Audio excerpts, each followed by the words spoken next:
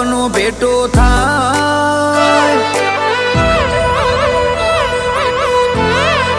કર્મ એવા લખજે ભવે ભવનો ભેટો થાય, તને ના જોણે એનું જીવતર એડે જાય, આ મલકમો એક તું અલખ કહેવાય, ઓ નમો બધે મનની વાતો તને કહેવાય, નમો બધે મનની વાતો તને કહેવાય, આ મલકમો એક તું અલખ કહેવાય।